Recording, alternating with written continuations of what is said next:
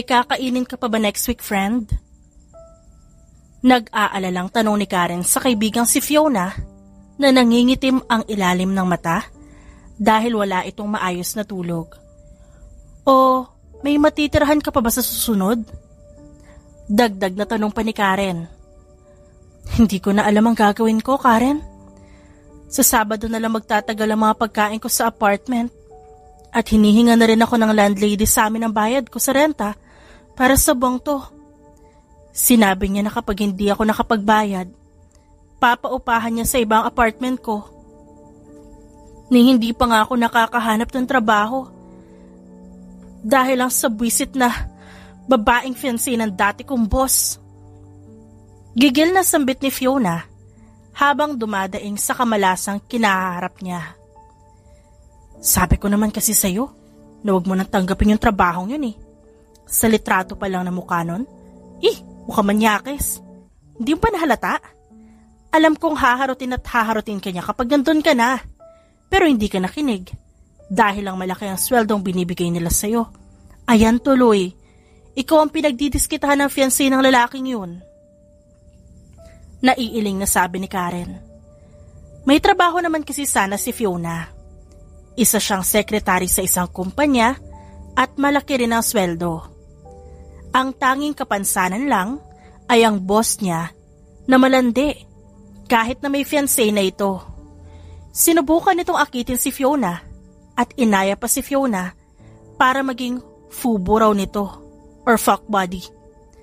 Pero hindi pumayag si Fiona dahil alam niyang mali ang bagay na yon.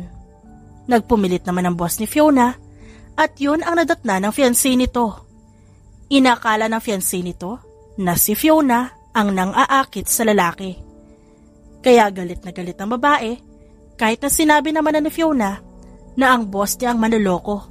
Pero hindi ito naniwala sa kanya. Simula nang magkagulo kayo, wala ka nang napapasukang trabaho. Ni hindi ka tinatanggap kahit janitress lang sa isang mall. Sa lahat ba naman kasi nang pwede mo mabangga? Ba't yung mayaman pa? Ngayon hinaharangan niya lahat ng pinag-a-applyan mo dahil galit siya sa'yo. Angil ni Karen. Oo na, sana nakinig ako sa'yo. Di sana hindi ako mapupunta sa ganitong sitwasyon. Pero ano magagawa ko, nangyari na nga. Tulungan mo na lang ako, friend, okay? Kahit pahiramin mo lang ako ng pambayad sa renta ng apartment. Hindi ako pwedeng masibak doon, wala na akong may patitirhang iba. Pagmamakaawa ni Fiona sa kaibigan. Kumapit pa si Fiona sa braso ni Karen na siyang napangiwi. Iyon na nga, friend. Hindi rin kita matutulungan sa bagay na yan. Dahil nangangailangan din ng pamilya ko. Alam mo naman, ako lang kumakayod sa amin. Dahil puro sugal yung mga magulang ko. May bayarin din sa paaralan ng mga kapatid ko.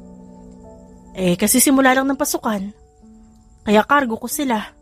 Isa pa, nagbayad din ako ng bill sa kuryente. Kahapon. Sa liit ng sweldo ko sa factory, naubos agad yun. Ni hindi nagtagal ng 1 linggo ang sweldo ko sa 1 buwan. Agad nakaramdam si Fiona ng awas sa kaibigan. Walang pamilya si Fiona at nag-iisa lang siya. Kaya hindi niya ramdam kung gaano kabigat ang mabuhay habang pasan-pasan ng ibang tao sa likod niya. Lumaki si Fiona sa ampunan at umalis ng doon nang kaya niya nang tumayo sa sarili niyang paa. Lalo na dahil wala namang pumili sa kanya para ampunin siya. Huwag ka mag-alala, friend. Kapag nakahanap ako ng trabaho, bibigyan kita ng pera para na rin matulungan kita sa mga kapatid mo. Tura ni Fiona kaya natawa na lang si Karen.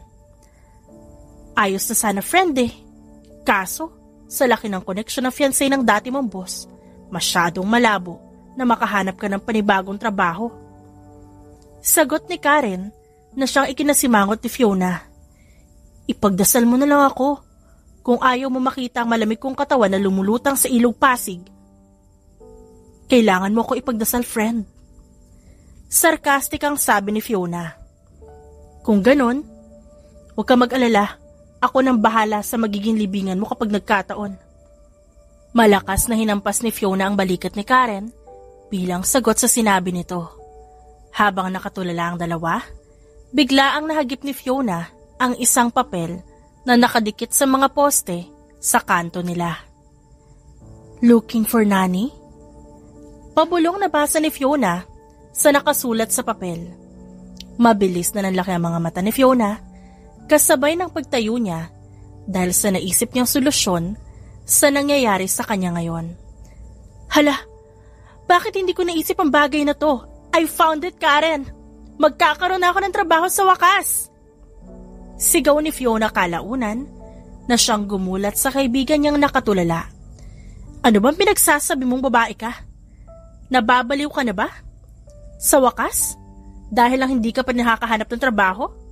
Huwag ka mag-alala, okay? Kakausapin ko yung boss ko sa factory, baka pwede ka ron. Naiiling na sabi ni Karen kay Fiona na siyang umiling-iling pa. Wag na, ito ang susubukan ko. Sagot ni Fiona at nilapitan ng poste.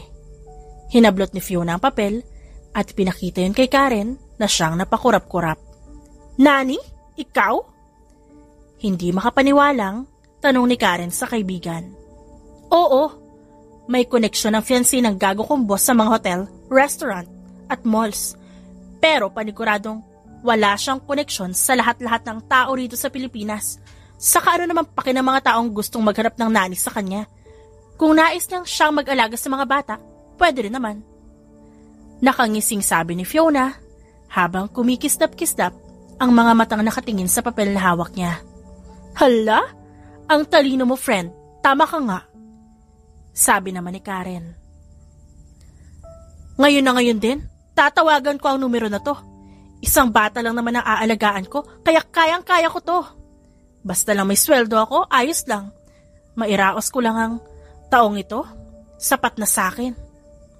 Ngiting-ngiti na sabi ni Fiona at hinagkan pa ang papel na hawak niya. Hulog ng langit to, hulog ng langit! Dagdag na sabi pa ni Fiona. Nai-imagine na ni Fiona ang buhay niya sa mga susunod na araw. Hindi na niya kailangan pang mag-alala sa kakainin niya. May maipambibili na rin siya sa wakas at may maipambabayad na rin siya sa upa. Wow! Ang ganda! Hindi makapaniwalang bulong ni Fiona habang nakatitig sa isang malaking mansyon. Nasa labas sila ng malaking gate.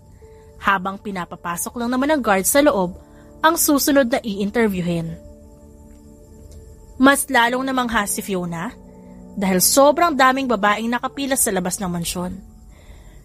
Paniguradong nandito silang lahat para mag-apply bilang nani ng mga bata sa mansyon na to. Grabe, hindi ko alam na sobrang daming gusto mag-apply.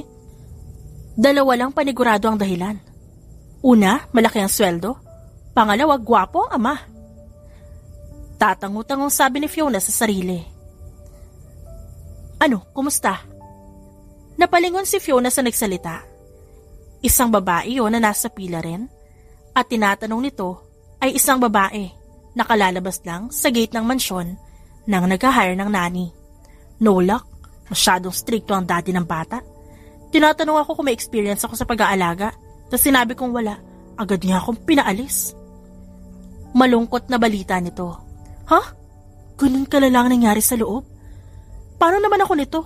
Ito ang first time ko maging nani kasi palaging nasa hotel restaurants at kumpanya ako nun. Kapag nalaman yung wala akong experience, sa pag-aalaga ng bata paniguradong paaalisin niya ako agad. At tungal ni Fiona sa likod ng kanyang isipan. Pero ang pogi nga, huy, grabe, natulala ako sa harap niya. Kulang na lang maglaway ako kasi hindi ko talaga mapigilan titigan para akong hinainan ng favorite chocolate ko.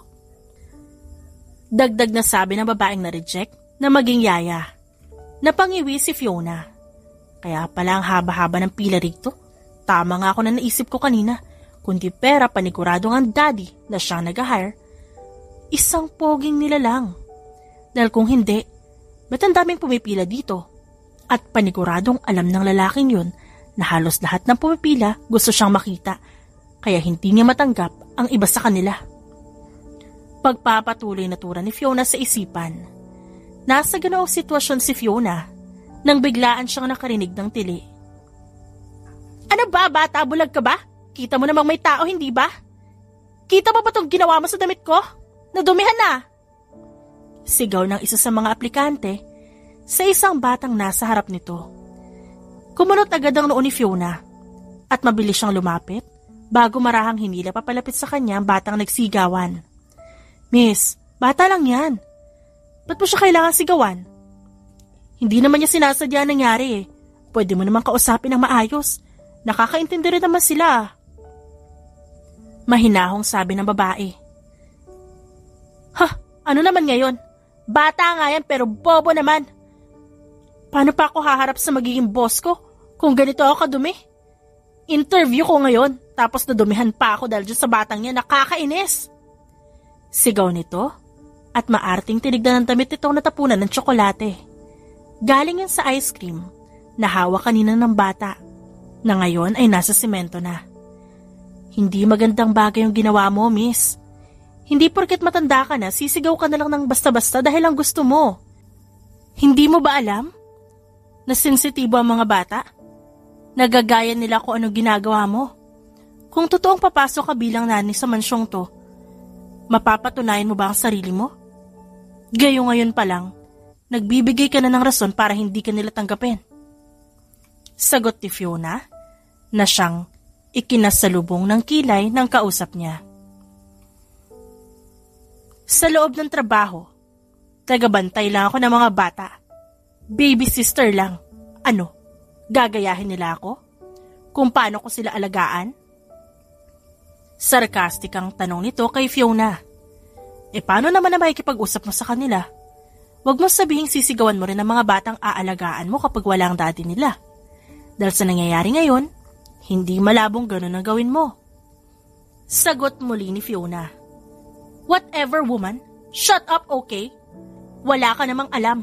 Walang silbi lahat ng sinasabi mong yan kapag ako ang pinili nilang tanggapin. Mayabang na sabi ng babae at umismid pa. Napabuntong hininga na lang si Fiona. Wala siyang mapapala kung makikipag-usap pa rin siya dito. Masyadong mataas ang tingin nito sa sarili. Sa huli, lumuhod si Fiona sa harap ng batang hawak niya. Bata, nasan ang daddy at mommy mo? Nawawala ka ba? Iuuwi kita sa inyo. Baka nag-aalala na sila. Dapat di ka umaalis sa bahay niyo.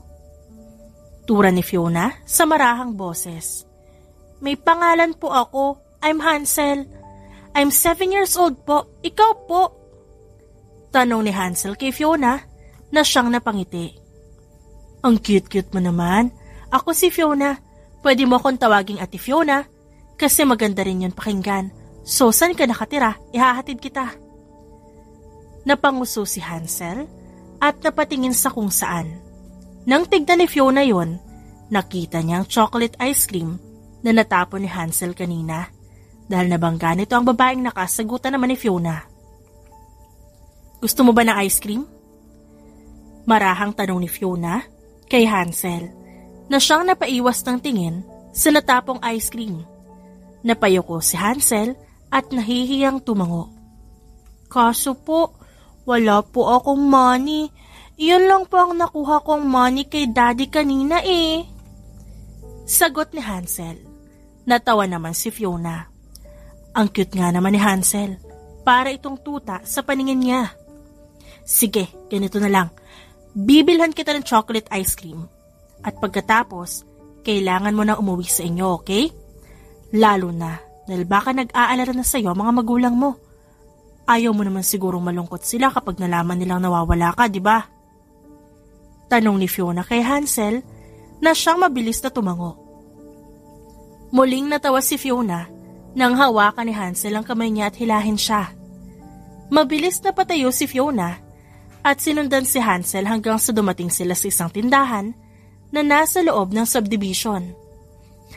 Pwede po ba 5 ice creams ang kunin ko? Napakurap-kurap si Fiona sa naging request ni Hansel sa kanya. Sobrang cute ito tignan. Kaya napilitan si Fiona na tignan ang loob ng kanyang pitaka. 500 pesos na lang ang meron siya. Sure, kakainin mo ba lahat yan agad-agad? Kung ganun ang plano mo, huwag mong gawin. Itago mo muna ang iba dahil baka sumakit ang ngipin mo kapag naparami ka ng kain ng matatamis na ice creams, okay? Dagdag ni Fiona. Hindi naman sumagot si Hansel dahil abala itong kumuha ng mga ice cream. Nang matapos sila, muling tinanong ni Fiona kung saan nakatira si Hansel at dinala naman siya ni Hansel sa mansyon na pag-a-applyan niya. Wala na ang ibang mga babaeng nakapila kanina at sobrang tahimik na rin ang paligid. Ngunit, ang gumulat kay Fiona ay si Hansel. "Young master, saan ka naman hunang galing? Kapag nalaman ng daddy mo na nakatakas ka na naman, paniguradong hindi ka na makakakain pa ng ice cream buong taon." Tura ng gwardya na siyang nagbabantay sa gate. Nalaglagan pa ka ni Fiona sa labis na pagkagulat. "Bye, Ate Fiona. Thank you po sa ice cream!" Sigaw pa ni Hansel kay Fiona habang malawak ang ngiti. Kumaway-kaway pa ito kaya nang hihinang napakaway na lang din pabalik si Fiona na siyang hindi pa rin makapaniwala sa nangyari. Pagkatapos ng malaman ni Fiona, agad din siyang natauhan. Nandun nga pala siya sa mansyon na yon para maghanap ng trabaho. "Umalis na sila kanina, miss. Napagod kasi ang boss namin dahil last week pa lang kami naghahanap pero halos lahat na nag-a-apply. Yung mga babaeng gusto lang naman akitin ng boss namin. Kaya kanina, pinaalis sila lahat. Hindi na lang daw siya mag-hire ng bagong nani para sa mga bata." Paliwanag ng gwardya na siyang nagbabantay sa gate ng mansyon. "Ha? Paano kung may maayos na tao naman na mag-a-apply? Hindi ba po? Tulad ko. Nandito po ako para magtrabaho talaga. Hindi ko nga kilala yung boss niyo eh. At kahit makita ko man siya sa personal, paniguradong hindi ako matitibag sa mukha niya. Gusto ko lang ho talaga makapagtrabaho. Hindi ba pwedeng kausapin ng boss mo, sir? Sabihin mong may nahanap ka ng perpektong nani ng mga bata." Pakiusap ni Fiona sa gwardya na siyang napabuntong hininga sabay ng pag-iling nito. "Mainitin din ang ulo ng boss namin. Kapag kinausap ko siya ngayon, baka magalit lang siya sa akin. Baka sisantihin pa ako sa trabaho ko. Kapag nangyari yon, baka wala na ako maiuwi pa sa pamilya ko." Malungkot na sabi ng gwardya. Nawalan si Fiona ng pag-asa. Hindi naman gusto ni Fiona na may taong mawalan ng trabaho dahil lang sa kanya. "Sige sir. Salamat po. Pasensya na rin po sa abala." "That's sir, Daddy. Siyang sinasabi kong Ate Fiona. She saved me." Sigaw ni Hansel na siyang lumabas sa mansyon habang hila-hila ang isang lalaki. Naputol pa ang ibang sasabihin ni Fiona dahil sa pagsulpot ng mga ito. "Boss, sorry po. Hindi ko po napaalis agad lahat. May isang naiwan po at nagtatanong kung pwede raw ho ba siyang mag-apply. Kasama niya rin ho si Young Master kanina. Ito po ang naghatid kay Young Master Hansel dito sa mansyon." Paliwanag agad ng gwardya at yumuko pa. Agad na nagliwanag ang buong mukha ni Fiona sa narinig. Ito ang boss na hinahanap niya. Mabilis na tinitigan ni Fiona ng maayos ang lalaki. At nang makitang nakatingin ng seryoso nito mukha sa kanya, agad siyang nagbigay ng matamis na ngiti. "Hello po. Ako po si Fiona Mendez. Naghahanap po ako ng trabaho. Actually, wala po akong alam sa pag-aalaga ng isang bata. Pero kaya ko pong gawin lahat para sa trabahong to. Nangangailangan po kasi talaga ako ng pera. Kasi wala na akong pambayad sa renta ng apartment ko. Wala na rin po ako makain. Kahit lumuhod pa po ako ngayon din para tanggapin niyo po ako, gagawin ko po. Maawa na po kayo.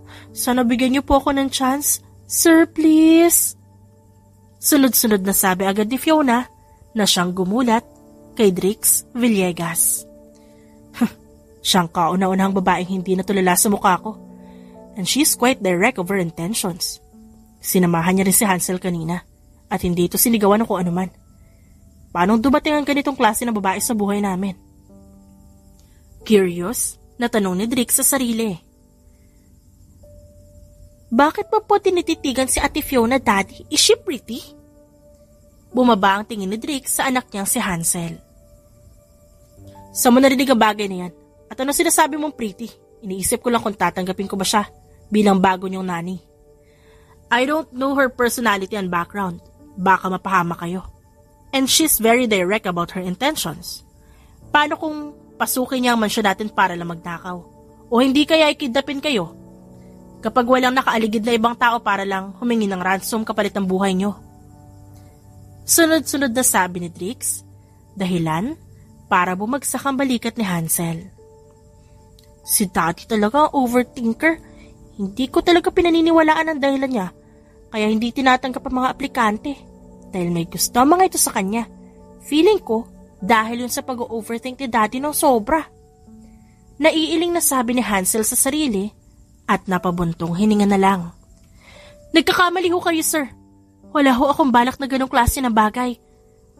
10 years old po ako nang iwanan ako ng mga magulang ko sa ampunan. At kahit nangako silang babalikan ako, hindi ho nila ginawa. Lumaki ho ako sa bahay ampunan, sir. At inalagaan ho nila ako ng maayos hanggang sa maging legal na yung edad ko. Buong buhay ko po hindi po ako nanloko ng tao. Niwala po akong pisikal na sinaktan. Mag-isa na lang ho ako sa buhay pero hindi ho yun dahilan para gumawa ako ng masamang bagay. Kaya nga ho ako nandito ngayon. Dahil gusto ko makahanap ng maayos sa trabaho para maitaguyod ang sarili ko. Wala ho akong balak na gumawa ng bagay na alam kong walang maidudulot na maganda sa buhay ko. Depensa ni Fiona sa sarili niya. Napaisip na naman si Drix. Ngunit habang tinititigan ni Drix sa mga mata ni Fiona, napagtanto niyang hindi nagsisinungaling ang babae. Walang mahanap si Drix na rason para tanggihan ito. Your resume? Malamig na sabi ni Drix, kaya agad na umalpas sa labi ni Fiona ang isang ngiti. Agad na inilahad ni Fiona ang isang envelope kung saan naroon ang resume niya. Binasa naman yun ni Drix sa harap niya. BSBA graduate?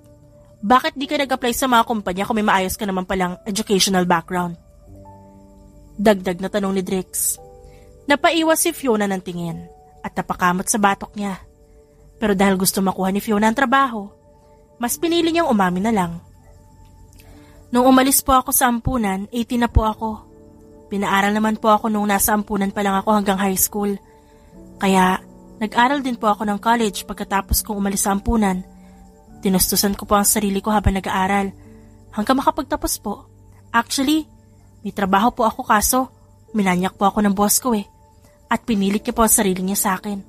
Nasaksihan po yun ng fiancé niya at nagpaliwanag naman po ako pero hindi nakinig sa akin yung babae. Nagalit pa siya sa akin. Pinaalis niya ho ako sa kumpanya ng fiancé niya kaya nawalan ho ako ng trabaho. Dahil mayaman ho siya, nagawa niyang harangin lahat ng sinubukan kong applyan na trabaho. Kaya ako napunta ako rito. Dahil panigurado hong hindi kayo magdedesisyon base sa gusto ng babaeng yon. Kung sakali man, nabalak nila akong pigilan sa pagkakataon hong ito. Mahabang paliwanag ni Fiona. Hindi agad nakaimik si Drix sa lahat ng narinig niya. Hindi niya inaasahang ganoon ang dinanas ni Fiona. Kaya pala sinabi niya sa akin agad na kailangan niya ng pera. She indeed needed money. Kung ilang linggo na siyang hinaharangan sa paghahanap ng trabaho, paniguradong wala na rin siyang pera. Hinuha ni Drix sa buhay ni Fiona. Daddy, tanggapin mo na si Ate Fiona. Niligtas niya ako kanina, Daddy, kaya dapat lang po bigyan po natin siya ng chance. Saka po, nararamdaman ko po mabait si Ate Fiona. She will take good care of us. Sul-sul pa ni Hansel. Us? Anong us? Hindi ba si Hansel lang naman ang anak ng lalaking to? Ba't parang marami ata itong aalagaan ko? Nalilitong tanong ni Fiona sa sarili, pero huli na para umatras siya dahil nakita niya kung paano tumango ang ama ni Hansel. Fine, bibigyan ko siya ng chance. Kapag naalagaan niya kayo ng maayos sa loob ng 1 linggo, tatanggapin ko siya ng buo bilang nanay niyo, okay? Marahang sabi ni Drix sa bata. Yay! Thank you na sobra, Daddy! Masayang sagot ni Hansel. Maraming salamat ho, boss. Hindi ko ho kayo bibiguin. Pasasalamat din ni Fiona at yumukod sa harap ng mga ito. Kahit nalilito pa rin si Fiona, wala na siyang oras para magreklamo pa. Kailangan niya ng pera. Kaya, kahit ano man ang iharap sa kanya, pipilitin niya ang sariling kayanin ng lahat. Unang-una magpapakilala ako. I'm Drix Villegas at mula sa araw na to, ako ang magiging boss mo. Gusto kong gawin mo lahat na utos ko sa'yo. Simple lang ang gagawin mo. Aalagaan mo ang mga anak ko. Lalo na at abala ako minsan sa trabaho. Huwag mo silang hayaang masaktan o awayin ng iba. Pakainin mo sila sa tamang oras at kung maaari pasiyahin mo sila palagi. Sunod-sunod na utos ni Drix kay Fiona na hindi naman maintindihan ang sinasabi niya. Sila? Hindi ba po si Hansel ang anak mo, sir? Nalilitong tanong ni Fiona kay Drix. Nung narinig ko sinabi mo, hindi mo ako kilala. Hindi ako naniwala. Ngayon ko lang natanto na totoo nga ang sinasabi mo. Naiiling na sabi ni Drix habang amused na nakatitig kay Fiona. Napakurap-kurap si Fiona. Umangat pa kasi ng bahagya ang gilid ng labi ni Drix para sa isang maliit na ngiti. Gwapo naman pala talaga siya. Kaya pala ang daming gustong mag-apply bilang nani ng mga anak niya kahit wala naman silang alam sa pagbabantay ng bata. Tura ni Fiona sa sarili. Daddy, nandito na po kami! Napalingon si Fiona sa nagsalita at nalaglag ang panga niya sa gulat nang bumungad sa kanya si Hansel na may kasamang 4 na bata. Pabalik-balik ang tingin ni Fiona sa 5 bata at kay Drix at kalaunan, naturo ni Fiona ang gawin ni na Hansel. Mga anak mo silang 5? Sila lahat? Hindi makapaniwalang tanong ni Fiona kay Drix na siyang tumango. Mga anak ko sila, quintuplets. Pero iba-iba ang mukha nila, kaya mabilis mo lang sila makikilala. At hindi ka rin malilito. Kilala mo na si Hansel, kaya hindi ko na siya kailangan ipakilala sa'yo. He is the eldest among the quintuplets, by the way. Ang sunod ay si Greta, siya ang pangalawa at unang babae. Siya ang nakapink ribbon. Kasunod niya si Maki, ang pangatlo at ikalawa kong lalaki. Siya ang may suot na blue shirt. Next si Sofia, ang ika-4 at ikalawa kong babae, the one with the red ribbon. Lastly, si Dennis, ang ikatlo kong lalaki. Siya naman ang may suot na brown shirt. Naaalala mo ba lahat ng sinabi ko? Napalunok si Fiona sa lahat ng narinig niya. 5 anak? Quintuplets? Grabe! Anong genes ang meron sila? At paano nakayanan ng asawa niya ang magluwal ng ganun kadaming bata? Kung ako yun, paniguradong mamamatay na ako. On the spot pa. Hindi makapaniwalang sabi ni Fiona sa sarili. Hello po, Ate Fiona. Thank you po sa ice cream. Magkakasunod na sabi ni Greta, Maki, Sofia at Dennis. Doon na pagtanto ni Fiona ang dahilan kaya 5 ice cream ang gustong bilhin ni Hansel. Para pala sa kapatid nito ang iba. Hi! Ako ang bago niyong nani. I see that you already know me. Nakangiting sabi ni Fiona sa kabila ng gulat na nararamdaman niya. Of course po. I heard from Hansel that you saved him. Kaya po pinaalis ni Daddy ang lahat ng aplikante. Dahil po sa nangyari kanina sa gate. Sabi po ni Manong Guard ang nangyari. Nakita rin po namin sa CCTV kaya po nagalit si Daddy at pinaalis po lahat kaso hindi po namin nahanap si Hansel. Pero alam po naming safe siya kasi po niligtas mo po siya based sa CCTV at nung bumalik naman po si Hansel, sinabi niya po sa amin ang lahat ng nangyari. Sunod-sunod, nasabi ng batang babaeng naka-red ribbon. Ang anak ito ni Drix na si Sofia. Alam na pala ng daddy nila na niligtas ko ang anak niya pero ang sungit-sungit niya pa rin sa akin kanina. Tapos, pinagbintangan pa ako magnanakaw. Ano daw? Ransom? Kung yun man ang balak ko, sana di ko na binalik pa si Hansel. Kasi nungalingan lang pala yung sinabi niya kaya niya pinaalis lahat. Dahil halos may gusto raw sa kanya ibang babae. Yabang din pala ng bago kong boss na to. Naiiling na sabi ni Fiona sa isipan. Pero gwapo naman talaga siya. Siguro, half-ment din talaga ang sinabi niya kanina. Muling sabi ni Fiona sa isip. Ate Fiona, dito ka rin po ba magsistay? Tanong naman ng nakapink ribbon na anak ni Drix na si Greta. Hindi makasagot si Fiona sa naging tanong nito. Yes. Mabilis na napalingon si Fiona kay Drix na siyang sumagot. Ibinaling din naman ni Drix ang tingin kay Fiona. Masyado ng gahol sa oras kung babalik ka pa sa tinutuluyan mo. Ngayong araw din na to, kailangan mo lumipat dito sa mansyon. Kami na bahala sa pagkain mo, magiging kwarto mo. Ang tanging gusto ko lang na gawin mo, alagaan ang mga anak ko. May sweldo ka pa rin naman, kahit libre ang lahat ng meron ka dito. 30,000 per month. Lalo na, at alam mong mahirap mag-alaga ng mga bubuwet. Anong bubuwet, Daddy? I'm not bubuwet, I'm a princess. Angil ni Greta sa daddy nito na siyang napabuntong hininga. And I'm a rock star. Giit din ni Sofia. Do you know Rock and Royal, Ate Fiona? It's a Barbie movie. Dagdag na sabi pa ni Sofia kay Fiona na siyang napakagat na lang ng labi. Tama si Drix. Mahirap ngang mag-alaga ng mga bubuwet. Ngayon pa lang, ramdam ko ng pagsakit ng likod at ulo ko dahil sa mga anak niya. Nakangiwing tura ni Fiona sa sarili. Daddy, aalis ka na naman ba? Why don't you stay po? I don't want a nanny, Daddy. Gusto ko andito ka, Daddy. Sigaw ng naka-brown shirt, si Dennis yun. Lumapit pa ito kay Drix para yumakap sa binti nito. Pero kailangan ko mag-work, Dennis. Ngayon lang naman to. Uuwi naman ako sa inyo. At magpiplay pa rin tayo. Nagsisinungaling ka, Daddy. Hindi totoo ang sinasabi mo. I want you to stay. Just stay.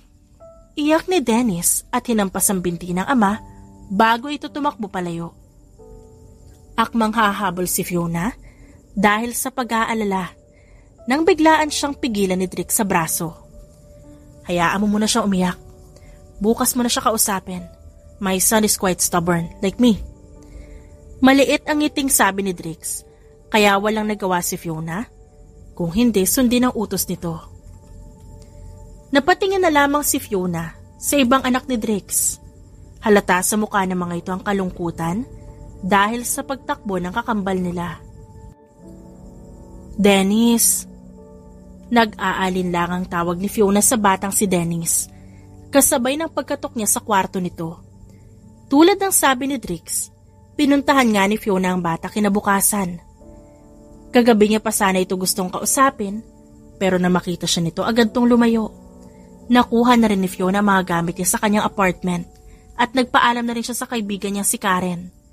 At nangako siyang tutulong sa pangangailangan nito sa pamilya nito.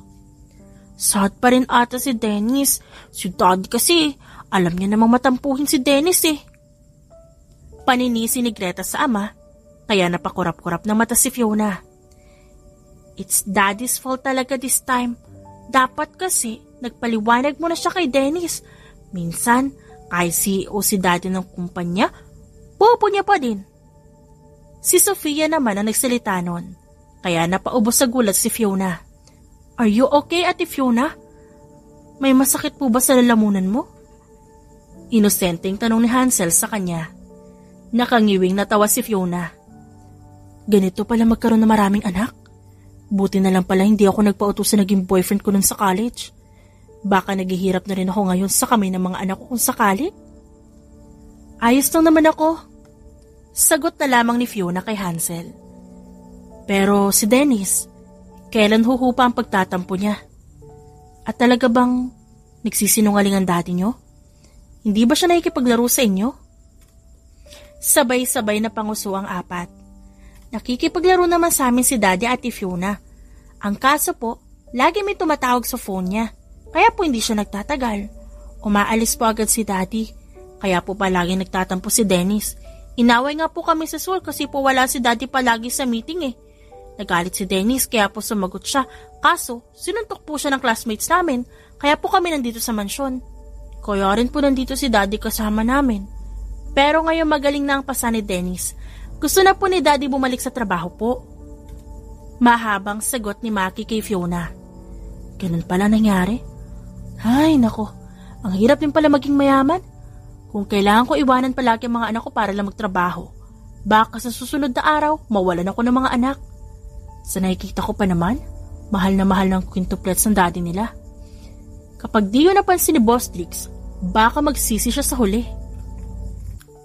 Ang sabi niyo, hindi kayo makakapaglaro dito. di bakit hindi tayo maglaro kung saan nandun ang daddy niyo? Tanong ni Fiona na siyang ikinakunot ng noon ni Greta, Hansel, Maki at Sofia. Po? Sabay-sabay pang sagot ng apat. Magkakaroon tayo ng costume party. Pero isang beses lang dahil pagkatapos nito papasok na kayo ulit. Sa school, syempre. Pero sisiguraduhin ko na magiging memorable ang laro nating to. Nakangiting sabi ni Fiona na siyang kumuha sa atensyon ng lahat. Biglaan ding bumukas ang pinto ng kwarto at lumabas dun si Dennis na siyang nakanguso. Gusto kong sumali. Mahina nitong sabi dahil narinig dito mula sa loob ang pinag-uusapan nila Fiona. Game! Sagot ni Fiona at mabilis na inaya ang mga bata papasok sa kwarto ng mga ito. Nagtatampo pa rin ba si Dennis sa'yo, Drix? Nag-angat si Drix ng tingin sa kasosyo niya sa negosyo na si Gina. Marahang hinaplos pa ng babae ang balikat ni Drix, kaya napakunot ng noo ang binata. Nasa loob siya ng meeting hall at katatapos lang ng meeting nila. Hindi napansin ni Drix na may kasama pa rin pala siya. Normal na bagay lang yon. He is a kid after all. Seryoso ang mukhang sagot ni Drix. True enough. Pero hindi mo ba naisip na magkaroon ng panibagong asawa, Drix? Ilang taon na ring patay ang asawa mo. Siguro kailangan lang nila ng bagong mommy na mag-aalaga sa kanila. Ngiting sensual na sabi ni Gina, dahilan para lumambig ang ekspresyon ng mukha ni Drix. Nasa trabaho tayo, Gina. Masyadong personal yung sinasabi mo. Where's your professionalism, huh? Taas kilay na tanong ni Drix at itinaboy ang kamay ni Gina na kanina pa humahaplos sa balikat niya. Nasa ganoong sitwasyon ng dalawa nang biglaang bumukas ang pinto ng meeting hall. Daddy! Freeze! Itaas ang kamay! Sigaw ni Greta na siyang may hawak na baril-barilan na siyang ikinagulat ni Drix, lalo na dahil pink na dress ang suot ng anak niyang babae at may corona pa ito sa ulo. Wait, Greta, that's mine! Prinsesa ka na, ton agent? Angil ni Dennis na siyang itim na itim ang suot at may glasses pa ang mga mata. Oh, sorry Dennis, I forgot my role na-excite ako. Hehe. Nag-peace sign pa si Greta sa kapatid bago niya binigay ang hawak niyang baril kay Dennis. Daddy, gusto mo po mag-play ako guitar? I'm a rockstar by the way. Si Sofia yon na siyang pang rockstar naman ang datingan. And I'm a ninja! Hiya! Sigaw naman ni Maki na siyang pang ninja naman ang suot. I'm Power Ranger Red! Sigaw naman ni Hansel na siyang balot na balot sa suot nitong costume. Ate Fiona, ikaw na! Ikaw na! Sabay-sabay na sigaw ng apat, dahilan para makuha ang atensyon ni Drix. Hindi pa rin pumapasok si Fiona sa loob ng meeting hall, kaya hindi ito makita ni Drix. Where is she? Tanong ng mga bata sa isa't isa. Nasaan siya? Curious ding tanong ni Drix sa mga anak. Sabay-sabay namang tinuro ng mga ito ang pinto. Bago pa makatayo si Drix para silipin si Fiona, pumasok na ito ng tuluyan. Marahang umawang ang labi ni Drix. At bumungad sa kanya si Fiona na may suot na kulay pulang wig at isang kulay green na gown. Parang nakita na ni Drix yun sa mga napapanood ni Sofia at Greta ng mga pelikula. I'm Ariel from Little Mermaid. Kabado, nahihiya at nanginginig ang boses sa saad ni Fiona, dahilan para mapangiti ang mga bata. Super titig si Daddy. Daddy likes Little Mermaid. Pang-aasar ni Sofia sa ama na siyang natauhan. Agad nag-iwas ng tingin si Drix pero nahuli na ang lahat. OMG!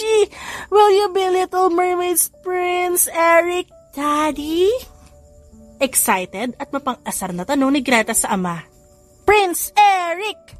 Prince Eric! Prince Eric!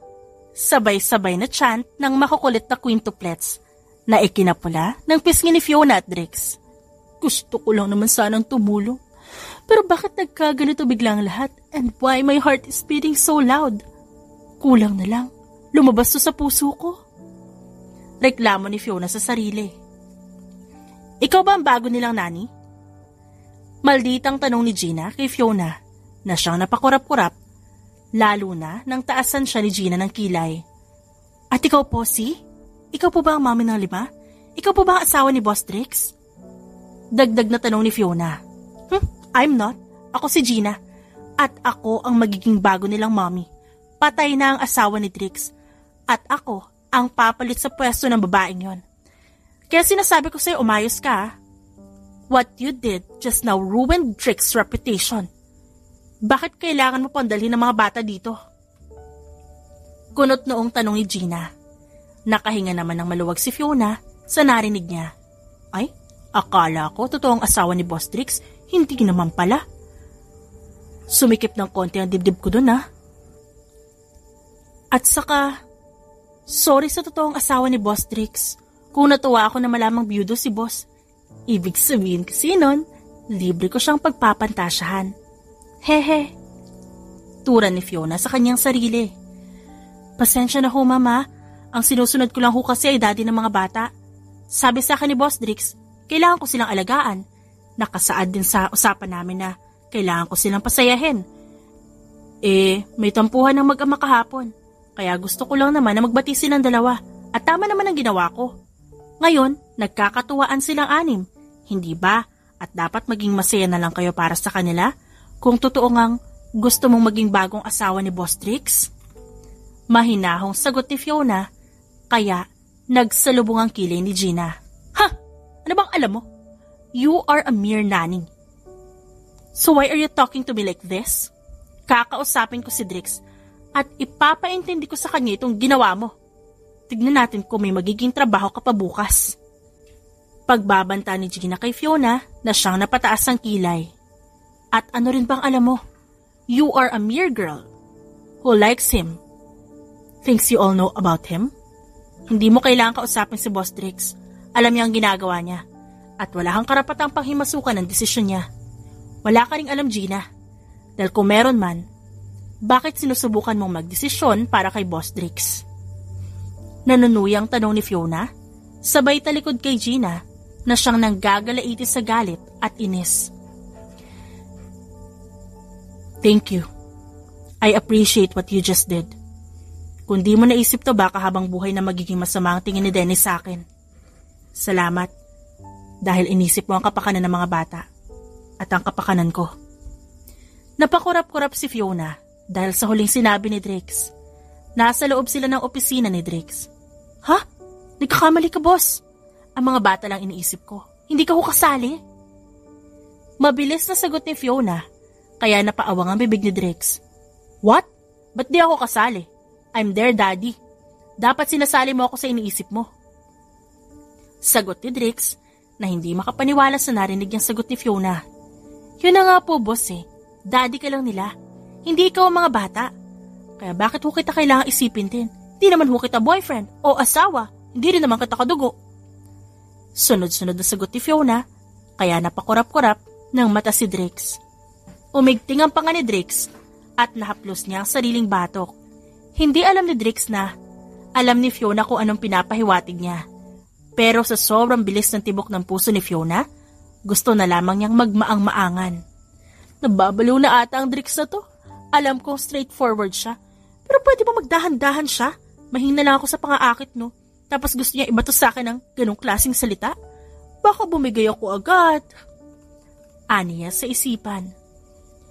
Bakit ba hindi mo maintindihan na gusto ko iparating sa'yo? Ang ibig kong sabihin ay, Yes, Dennis? Sigaw ni Fiona, sabay lingon sa bandang pintuan. Sorry ho, tinatawag ko ako ng anak nyo. Baling ni Fiona kay Drix, bago nagmamadaling umalis para tumakas. Nge, loser daddy. Napaigtad si Drix sa gulat nang nagsilabasan mula sa ilalim ng kanyang lamesa ang 5 niyang mga anak. Bakit kayo nagtatago dyan? Kasi gusto naming marinig, mag-confess ka kay Ate Fiona, kaso tinakbuhan ka? Siguro pangit ka, daddy, no? Nakangiwing tanong ni Sofia sa ama na siyang nalaglagang panga. How dare you say that to your daddy, Sofia? Kung wala akong sperm na ambag, hindi kayo mabubuhay. Angil ni Drix sa hindi makapaniwalang boses. Naku, Daddy, kung di mo makuha sa Ate Fiona bilang mami namin, baka maunahan ka po ng iba. Kawawa ka kapag nagkataon. Iiling-iling na sabi ni Hansel at ikinurap-kurap pa ang mga mata. Siguro, di ka enough, Daddy, no? Don't worry. Tutulungan ka namin. Kami na po bahala. Kami po ang kakausap kay Ate Fiona. Tura ni Dennis. Nakitang-kita ang pagiging maangas. Isa lang kailangan mong gawin, Daddy. Kailangan mo po bumili ng ring kasi pagkatapos namin kausapin sa Ate Fiona, ikakasal na po kayo. Sabay hagik-gik ni Greta. And make lots of money, Daddy. Kasi po bibigyan natin si Ate Fiona ng magandang wedding. Saad ni Maki na siyang ngiti-ngiti. Hindi makapaniwala si Drix sa lahat ng narinig niya. Lalo na dahil anak niya ang nagsasabing tutulungan siya ng mga ito. Matalino naman sana si Drix at gwapo rin. Mayaman pa. Tapos ngayon, tutulungan siya ng quintuplets para lang mapa-oo si Fiona? Ate Fiona, gusto mo bang maging bride po? Tanong ni Greta kay Fiona na siyang napaubo sa narinig. Nakauwi na sila ng mansyon at naiwan naman sa kumpanya ang Daddy Drix nila dahil kailangan pa nito magtrabaho. Pero ngayon, wala na ni isa sa mga quintuplets ang nagtatampo kay Drix. Anong pinagsasabi mo, Greta? Hindi makapaniwalang tanong ni Fiona sa bubuwit na kaharap niya. Wrong question, Greta. Hindi kasi ganyan yun. Ganito kasi. Saad naman ni Sofia na bigla ang sumulpot. Ate Fiona, do you want your own Prince Eric po? Malambing ang ngiting baling ni Sofia kay Fiona na siyang nalaglag ang pangasagulat. Nasapo ni Fiona ang dibdib niya. Teka lang, inutusan ba ito ng daddy nila? Bakit nagkakaganito bigla ang mga alaga ko? Anong ginawa ng Drix na yun sa kanila? Is he even for real? Hindi makapaniwalang tanong ni Fiona sa kanyang sarili. Bakit hindi na lang natin tanungin si Ate Fiona ng diretsyo? Kasi kahit ako malilito sa questions nyo eh. Tura ni Hansel. Ngayon, si Hansel, Maki at Dennis naman ang sumulpot. Nagkatinginan ng 5 anak ni Drix at nagkaroon ng pagkakaunawaan. Sabay-sabay na tumingin ang 5 kay Fiona na hinahanda ang mga sarili para sa sasabihin ng mga ito. Ate Fiona, alam ko po na pagiging nani ang pinasok mo sa mansyon namin. Actually po, wala kaming mommy kasi nawala si mommy pagkatapos siya pong maaksidente sa car po. Ilang taon na pong lonely si Daddy. At ngayon lang po namin siya nakitang masaya. Masaya din naman po kami, Ate Fiona, kasi dumating ka po. Hindi na po malungkot ang house namin. Palagi na po kaming may kaplay at kausap po. Panimula ni Greta. Kaya Ate Fiona, will you be our mommy po? Tanong naman ni Sofia. Please, marry our Daddy Drix. Sabay-sabay na sabi ni Dennis, Hansel at Maki. Tuluyan ang bumilis ng sobra ang tibok ng puso ni Fiona sa narinig. Marahang kumatok si Drix sa kwarto ni Greta. Palingon-lingon pa siya sa paligid dahil baka mahuli siya. Greta, natanggap ko ang mensahe mo. Nandito ako. Sabi ni Drix at muling kumatok sa kwarto ng anak. Code? Tanong naman ng isang boses na natanto ni Drix na si Dennis. F-I-O-N-A Villegas. Sagot ni Drix. At doon, bumukas ang pinto. Bumungad kay Drix ng 5 niyang anak na agad siyang hinila papasok bago isinara ang pinto. Ano ba nangyayari? Ba't niyo ako pinatawag dito gabing-gabi na? Nagtatakang tanong ni Drix sa mga anak. Hindi agad nakausap ni Drix sa mga bata dahil naging abala siya sa trabaho. Kaya pagkatapos ng 2 araw, ay naghatid na ito ng mensahe sa kanya Kaya heto siya ngayon sa kwarto ni Greta. May kanya-kanyang kwarto ang apat at kay Greta ang napili nilang hideout ngayon. Pumalpak kami, Daddy. Tinanong namin si Ate Fiona kung gusto niya po maging bagong mami namin kaso hindi siya sumagot. Tahimik lang po siya. Dagdag pa ni Sofia. Ano? Tinanong niyo siya? Gulat na tanong ni Drix at napasa po sa kanyang dibdib sa sobrang gulat. Kasi Daddy, gusto naming tumulong. Hindi kasi makaintindi agad sa Ate Fiona kaya dinaretso na lang po namin. Sinabi rin po namin na pakasalan ka po niya. Sagot ni Greta, kaya halos malaglag ang panga ni Drix. Kaya pala hindi makatingin si Fiona sa akin. Ganito na palang pinagsasabi ng 5 kong bubuit sa kanya. Sino namang hindi maiilang sa mga salitang ginamit nila? Naiiling natura ni Drix sa likod ng isipan niya. Ako na lang kakausap sa Ate Fiona niyo. Huwag na kayong tumulong, kaya ko na. Nakangiwi niyang sabi at napabuntong hininga na lang. May reward ba kami, Daddy? Bigla ay tanong ni Sofia. Reward? Reward para saan? At nang hingi pa ng reward ang mga bubuit, wala nga silang natulong. Nagkaroon pa ng distansya lalo ang relasyon namin ni Fiona dahil sa ginawa nila. Naku, kung hindi ko lang mahal ang mga anak ko. Baka nakurot ko na sila isa-isa. Nanggigigil na sabi ni Drix. Reward po kasi tumulong kami. Dapat po binibigyan ng reward ang mga loyal helpers mo, Daddy. Ganun kaya kapag royalties? Saad ni Greta nang umiti pa ng matamis. Muntik mapaismid si Drix sa narinig niya, pero ngumiti na lang siya. Di naman kayo royalties, pero sige, ano bang gusto nyo? Naiiling na lamang na tanong ni Drix sa mga ito. Si Ate Fiona po. Gusto naming maging mami si Ate Fiona kasi po mabait siya. She makes us happy po. Hindi niya po kami pinababayaan. Sabi rin po ni Ate Fiona, ipagtatanggol niya po kami sa mga bully sa school. Bad daw po manuntok, kaya aawayin niya po sila gamit ng words. Tapos po ibibili raw kami na Ate Fiona ng favorite chocolate ice cream namin at sasamahan niya raw po kami mag-play. If unhappy raw po kami, sabihin lang daw namin sa kanya. At gagawa raw po siya ng paraan para maging happy ulit kami.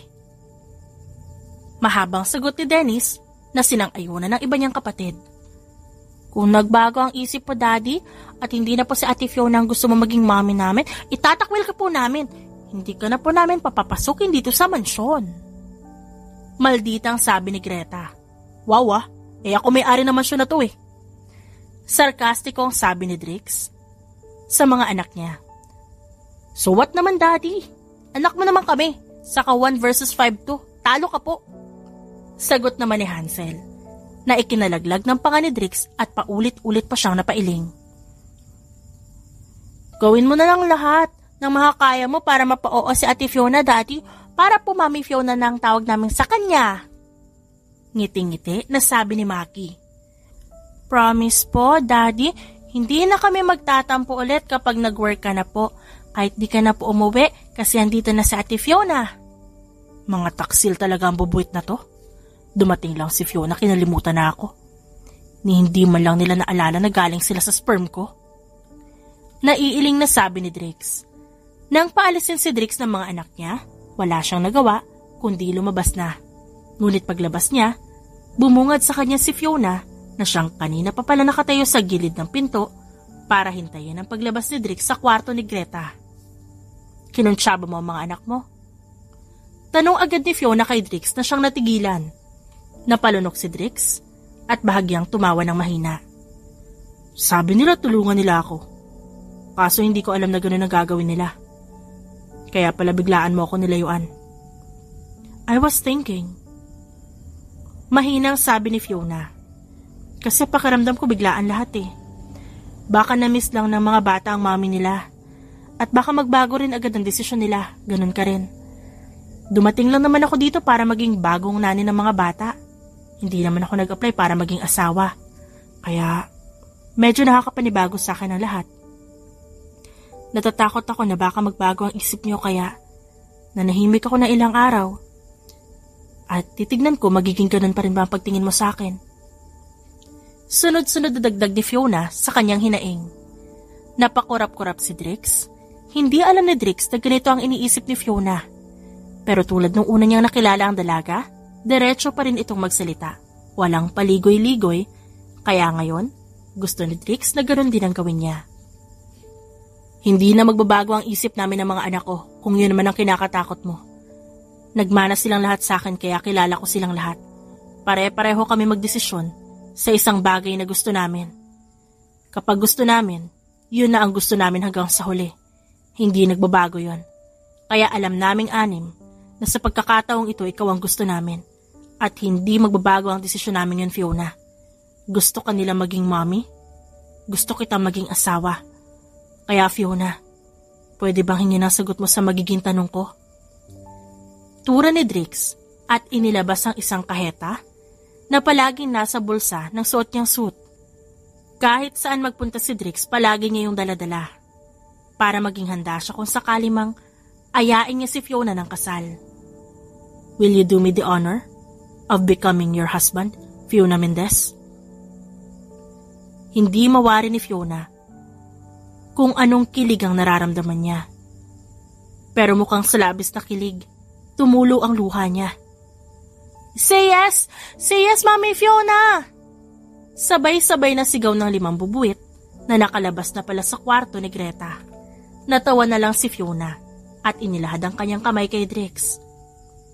Okay. Sa gwapo mong yan? At saka mayaman ka naman. Who am I to refuse? Tinatanong mo na ako. Kaya sige nga, papakasalan na kita. At hindi pa man naisusuot ni Drix sa daliri ni Fiona ang singsing, hinapit niya na ang dalaga papalapit. Close your eyes. Hansel, Greta, Maki, Sofia, and Dennis. Huling sabi ni Drix na sinunod naman agad ng 5. Doon, sinakop ni Drix ang labi ni Fiona sa isang mapusok at puno ng pagmamahal na halik. May gana ka pa palang pumasok, Dennis. Wala pa din ang daddy mo. Nanunuyang sabi ng isang bata na siyang nakaaway ni Dennis noon, kaya siya nagkapasa sa muka. Stop it nga, Reynold. Hindi ka naman inaaway ni Dennis eh. Ba't mo siya inaaway palagi? Depensa agad ni Greta sa kapatid niyang si Dennis. Kasi wala kayong daddy, wala rin kayong mommy. Mabuti pa ako may complete family. Kayo. Wala kayo both. Pang-aasar pa ni Reynold sa magkakapatid na Villegas. Agad umigting ang panga ni Dennis sa galit at gusto nang lapitan si Reynold nang biglang may humawak sa balikat nito. Sino nagsabi na wala silang mommy at daddy? Taas kilay na tanong ni Fiona sa batang si Reynold na siyang nanlaki ang mga mata sa gulat pagkakita sa kanya. Lalo na sa katabi ni Fiona na si Drix. Kami ang mommy at daddy nila. Ikaw, sino ang mommy at daddy mo? Ba't di ka nila tinuruan ng tamang asal? Hindi mo ba alam na masama mang asar at mang-away ng kapwa bata mo? Hindi ba yung tinuturo sa bahay nyo? Ibig sabihin wala kang daddy at mommy kung ganon. Dagdag ni Fiona na tanong, dahilan para manginig ang labi ng bata. Hindi sumagot si Reynold at agad tumakbo papalayo, kaya napaismid si Fiona. Di mo dapat sinabi yun. Baka natakot sa iyong bata. Marahang sabi ni Drix kay Fiona, kahit ito rin naman ang gagalaiti sa galit dahil sa nasaksihan niya. Kung wala lang sa harap ni Drix ang mag-iina niya, baka hindi niya napigilan ng sariling awayin din ng Reynold na yon. Huwag kang mag-alala, I know those type of kids. Ganon din ang kapatid ni Karen. Ganon din ang mga kaklase nun. Hindi sila natututo hanggat di mo ginagawa sa kanila ang ginagawa nila sa'yo. And I'm not talking about physical pain. Minsan, kailangan mo lang silang sabihan ng parehong salita na sinasabi nila sa'yo o gawin ang eksaktong bagay na ginagawa nila sa'yo.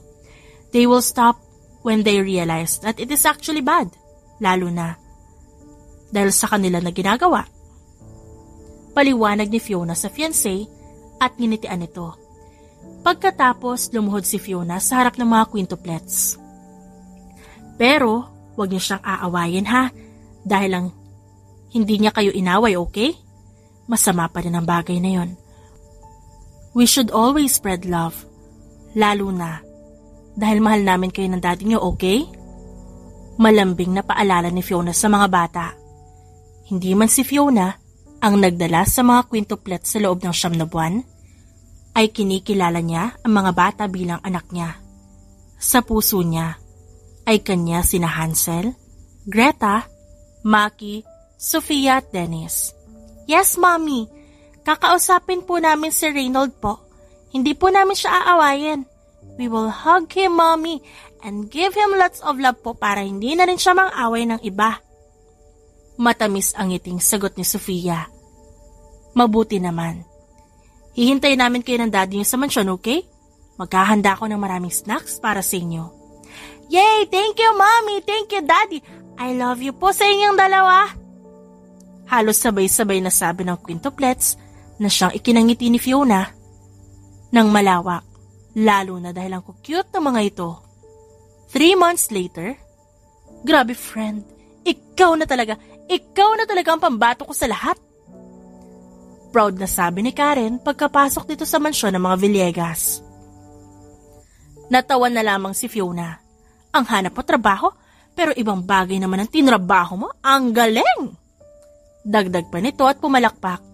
Tumahimik ka nga, lakas ng boses mo. Baka marinig ka na asawa ko. Natatawa pa rin na sabi ni Fiona sa kaibigan. 2 buwan na ang nakalipas simula nang ikinasal sina Fiona at Trix. Simpleng kasalan lamang yon. At ang tanging imbitado sa kasal ay mga tauhan sa mansyon, kaibigan ni Fiona na si Karen, at ang ibang trabahador ng kumpanya. Nasa isang hotel pa sila na natili ng mga oras na yon, kaya hindi nakita ni Karen ang mismong mansyon ng mga Villegas. Ikaw ha, pa-share naman ang ritual mo, friend, at susubukan ko sa boss ng factory namin? Maharot na sabi ni Karen na siyang dahilan para mahampas ito ni Fiona sa balikat. Gaga ka, sabi mo nung una may asawa na ang boss mo sa factory at may mga anak na rin. Huwag kang gagawa ng bagay na ikapapahamak mo, Karen, ha? Yun na nga eh, hiwalay na sila ng asawa niya. Baka ako na ang hinahanap niyang kapalit. Biro pa ni Karen, kaya muli na naman itong nahampas ni Fiona. Mommy! Napalingon si Fiona sa tumawag sa kanya. Mabilis na pangiti si Fiona nang makitang si Greta yon, na suot-suot na naman ang isa sa mga princess costume nito. Wow, Mommy, ang tawag nila sa'yo? Ikaw na talaga, friend. I'm so happy for you. Alam ni Karen kung gaano kalungkot ang buhay ni Fiona. Wala itong kasama mula pagkabata at palagi pa itong inaaway ng iba. Kaya ang makitang masaya ang kaibigan niya si Fiona, isang magaan na pakiramdam para sa kanya. Masaya si Karen na sa wakas may buong pamilya na si Fiona. Hindi na ito mag-iisa kahit kailan. Ano yon, Princess Greta? May kailangan ka? Malambing na tanong ni Fiona sa anak na siyang matamis na ngumiti. Start na raw po ng party, Mommy. Pasok na raw po tayo. Sagot ni Greta at napatingin kay Karen. Is this your friend, Mommy? Si Tita Karen po? Tanong ni Greta, kaya napasinghap si Karen sa tuwa. Yes, baby girl. Ako ang Tita Karen mo. Ako ang forever best friend ng Mommy Fiona mo. Kinukwento niya ba ako palagi sa inyo? Grabe ha, friend. Kinikilig ako. Ngiting-ngiti na sabi ni Karen na nakaani ng tawa mula kay Fiona at manghang tingin naman mula kay Greta. Pagkatapos mag-usap ng tatlo, sabay silang pumasok. Birthday ni Fiona ngayong araw. Noon, hindi naman naisip ni Fiona ang birthday niya dahil hindi naman siya mahilig mag-celebrate. Wala pa rin siyang kasama sa apartment niya. At nung nasa ampunan siya, wala rin namang handa ang nagaganap. Noong naging kaibigan ni Fiona si Karen, madalas siyang bigyan ng kaibigan ng maliit na cake. Sa taong ito, kung saan nakilala ni Fiona si Drix at ang quintuplets, ay ang taon kung saan nagbago ang kanyang buhay. Daddy cook for you, Mommy. Sabi niya po, promise yan ay pagluluto ka po niya sa birthday mo po. Kaso, Mommy, never ko pa nakita nag-cook si Daddy, kaya careful po kayo ha. Baka po poisonous ang food ni Daddy. Bulong ni Greta kay Fiona na siyang natawa. Kapag narinig ka ng daddy mo, magre-reklamo na naman yun sa'yo. Naku, binubuli niyo palagi ang daddy niyo ha. Naiiling na sabi ni Fiona sa anak niyang humagikik. Mami, upo ka here. Tawag ni Hansel sa ina at tinapik-tapik ang upuang katabi ng kanya. Tanging suit lang ng Power Ranger ang suot nito at wala na ang helmet na kulay pula. What?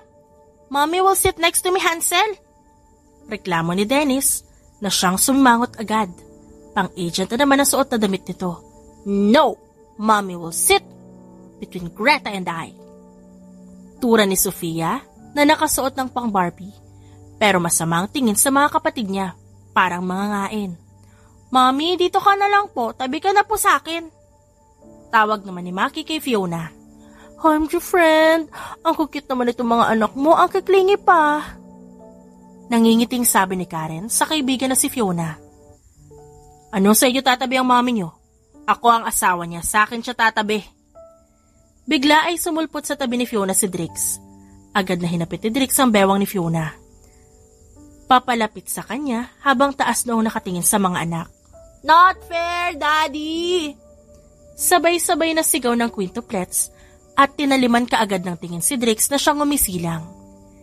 Nang hilahin ni Drix si Fiona para maupo, agad na umangal ang quintuplets pero wala silang nagawa dahil nakaupo na si Fiona. Grabe ka talaga, Daddy. Sabi mo mahal mo kami pero ayaw mo i-share sa amin si Mommy. Nakangusong sabi ni Sofia. What? Grabe rin kayo kung ganun. Sinishare ko naman sa inyong mami niyo ah. Ako nga itong hindi siya nakakasama palagi kasi nasa work ako. Inagawan niyo na nga ako ng pwesto sa kwarto ko kasi gusto niyong katabi ang asawa ko. Reklamo rin pabalik ni Drix. Nagkagulo pa ang anim dahil panay sila away para lang sa atensyon ni Fiona. Gustong gusto nilang makuha ang atensyon ni Fiona kaya hindi sila nagpatalo ng biglang. Here friend, natikman ko, masarap. Malawak ang ngiting sabi ni Karen na ngayon ay nasa tabi na ni Fiona. Itinaas ni Karen ang hawak niyang kutsara para subuan si Fiona na siyang tinanggap naman ng kutsara. Nalaglagan pa nga na mag-aama habang nakatingin sa magkaibigan na hindi man lang sila napapansin. Ito rin friend masarap. Asawa ko nagluto nito, tikman mo. Ngayon ay si Fiona naman ang nagsubo kay Karen na siyang ngiting-ngiti na tinanggap ang pagkain. Nang matanto ng dalawang magkaibigan na tahimik na ang kapagkainan, sabay silang napalingon sa gawin ng mag-aamang Villegas. Sorry nagutom na kasi kaming dalawa. Hindi namin alam kung kailan kayo matatapos sa pag-uusap niyo kaya nagsimula na kaming kumain. Ayos lang ba? Nakangiting tanong ni Fiona sa mga ito. Napakurap-kurap naman ang anim. Ayos lang mahal. Ayos lang mami. Sabay-sabay na sagot ng anim at napabuntong hininga na lang. Thank you rin sa hinanda niyo para sa akin Ito ang kauna-unahang birthday ko kung saan mayroon ako maraming handa. Nun kasi, binibilhan lang ako ni Karen ng cake kaso ayokong bumili siya lagi kasi sobrang mahal ng cake. Maraming bayarin sa bahay nila kaya syempre, gusto ko unahin yun ng kaibigan ko. Kaya maraming salamat sa inyong lahat. Blessings talaga kayo sa buhay ko. Mahabang sabi ni Fiona. Dahilan para matigilan ng anim. Ay naku friend, ba't ka naman nagpapaiyak? Siyempre gagawin namin lahat para sa'yo kasi mahal ka namin. Kaibigan kita at ikaw lang nag-iisang nanatili para sa akin. Ikaw ang the best kong kaibigan. Tura ni Karen na medyo may pagka-OA. Pero tinawanan lang ito ni Fiona at niyakap si Karen ng mahigpit. Tama si Tita Karen, Mommy. Sa totoo lang po, ikaw ang blessing na dumating po sa buhay namin. Kung wala ka po, baka po hindi na kami ngumiti ulit.